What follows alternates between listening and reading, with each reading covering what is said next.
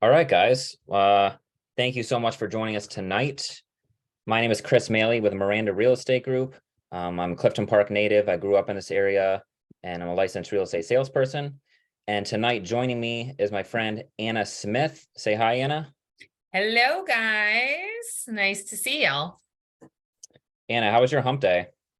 Oh my gosh, super busy today. Lots of mortgage applications. I'm sure Chris will show some of my credentials, but I'm a licensed mortgage originator, senior loan officer at Movement Mortgage, and lead my own mortgage team here locally. Not from Saratoga, but have lived here for about a decade. So Anna's one of the best in the biz, so feel lucky I know her, and yeah, we have a good relationship. So what we're going to do today, we're going to just do 15 minutes of real estate for me. I'm actually going to set a quick timer.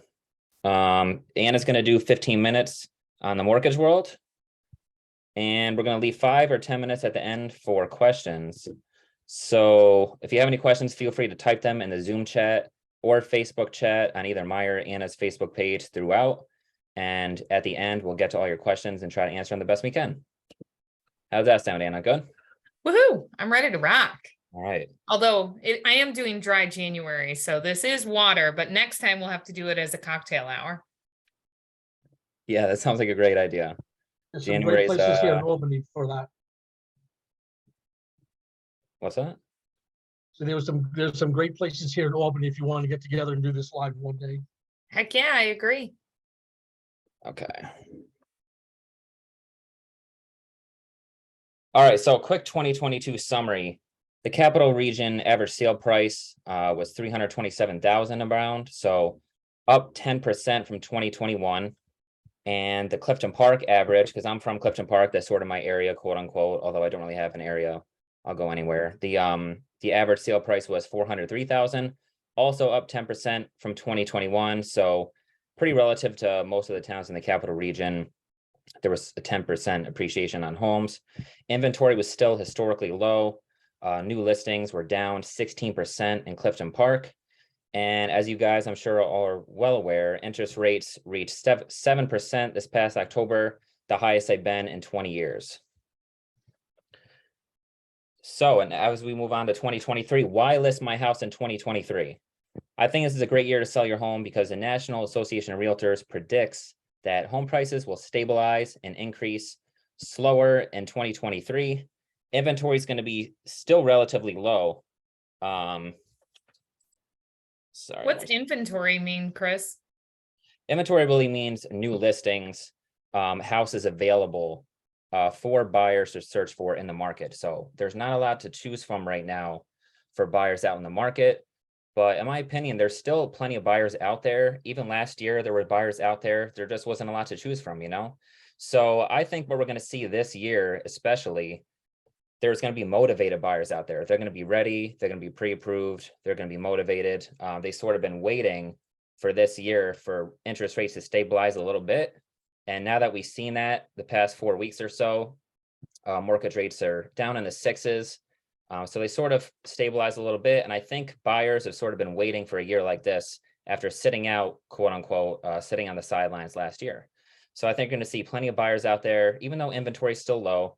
So when you're listing your house, all you want is the most money in your pocket, right? Think about selling your house. You put so much time into the house, you have a lot of memories there. And then when you're sell it and ready to move on, you're thinking, how can I put the most money in my pocket? So how do you do that? You price it appropriately and you price it a little bit low in order to drive up competition. And you're trying to get those multiple offers for your home. So I think you can definitely get multiple offers this year, especially as we head into spring and summer.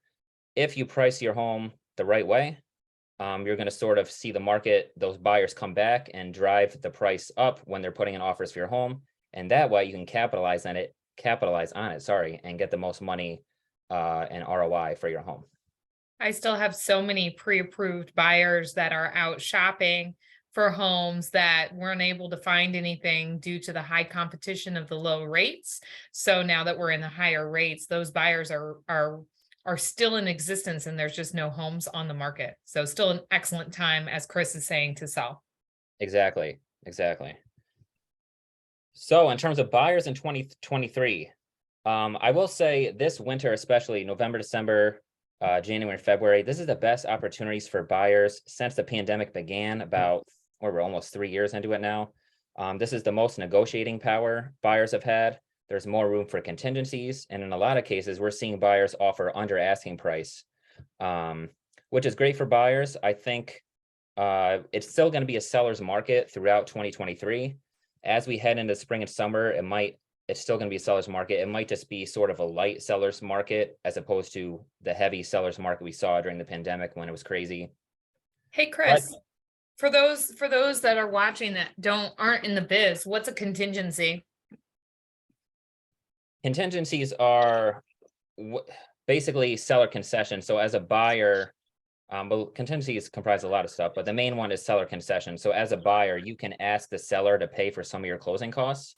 And that's what we call a seller concession. So that's a way to sort of enhance your offer as a buyer, make it stronger. You can say, hey, I really love your house, but I need a little bit of help paying for closing costs. Can you pay $5,000, $8,000 towards closing costs, or a certain percentage, depending on the loan you're taking out? You can ask for seller concessions.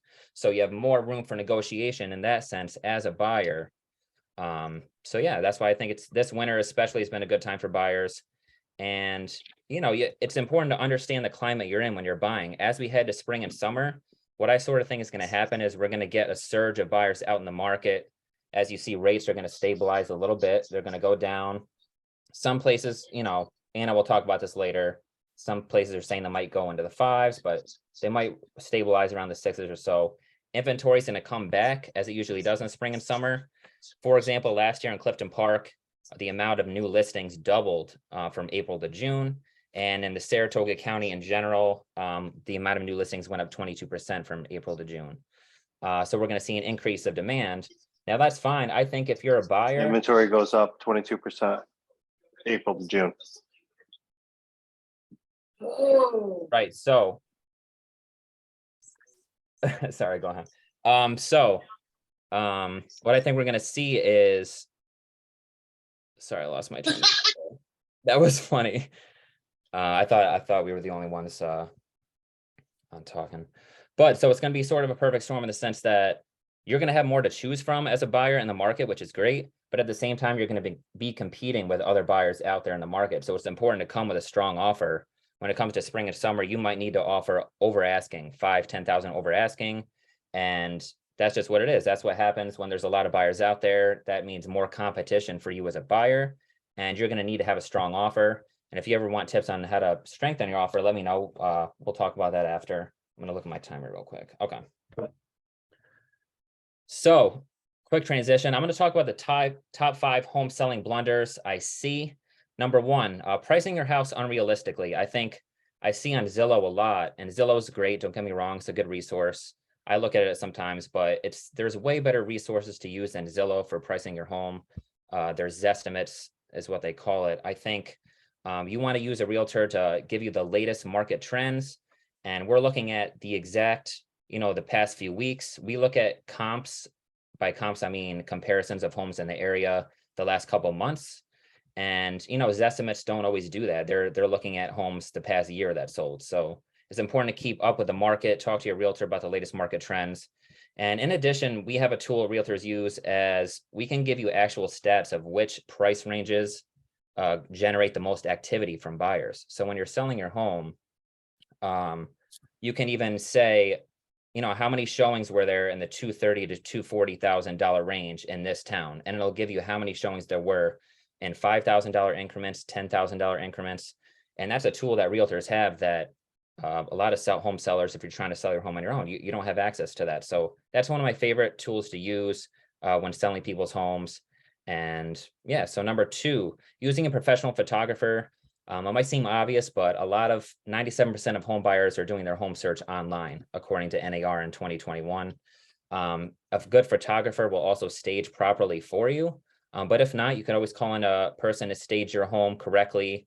But yeah, a lot of it's common sense, right? You want to make sure it looks clean, use a professional photographer. And I've seen a lot of pictures on Zillow even that are blurry, and it makes you question. It's like, why would you put blurry pics of your home out online. It seems crazy to me, but it is what it is. Number 3, poor marketing. You working for an agency or working for a reputable realtor, they'll market your home correctly. We have an MLS database that syndicates homes to countless websites out in the world, and that's really how you get the most bang for your buck when you're selling your home. How well are you marketing it, and how well are you getting your home exposed to everybody out there? 75% of for sale by owners end up using a realtor anyways. So you can try to sell your home on your own. I'm not saying you can't do it, but I do think if you want top dollar for your home, I think if you market it properly and use a realtor to do that, I think that's a great idea. So we got 2 more here. Number 4, not decluttering or depersonalizing. This is a big one. Sometimes in homes you see old sports memorabilia, which is fine. You know, if you're a Giants fan, you know, congrats to you guys for your win last weekend. I think I've seen Giants stuff and pics online, and that's great. But you know, what if somebody isn't a Giants fan and they're turned off from that? You never know what is going through people's minds. So you want to get rid of that stuff. You want to get rid of family pictures. You basically want to picture yourself as the buyer when you're walking into your home. So when you're selling your home, I would recommend even leaving your home, coming back in with a clean slate, clean mentality, and be like, I'm a buyer in this situation. What are some pros, cons to how this home looks? And just put yourself in the buyer's shoes. Number 5, no curb appeal. Everything on the outside, whether it's your gutters, cut your shrubs, make sure your driveway's clean. There's a lot of stuff. Make sure the roof looks clean. There's no branches on there. You can only do so much with the roof sometimes, but I think it's important to make sure. Another good one I actually want to talk about was leaving your curtains open throughout the entire day, because some people are driving by your home if they see it online, and you want to create sort of a welcoming, inviting look. So keep your curtains open all day if you can to create that look, and yeah, just make your curb appeal as great as possible. I think that's the best way to go. And transition here. Let me look at my timer. All right. I think Anna, do you have any questions for me about what I just went through? Or we have a couple minutes if you want, otherwise we can go on to you.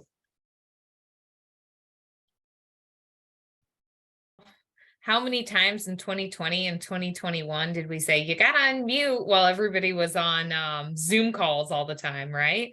But I think you bring up some excellent points about, you know, the top 5 mistakes you see sellers do. I don't work with sellers specifically because I'm in the finance side of it, but making sure you have a professional helping you.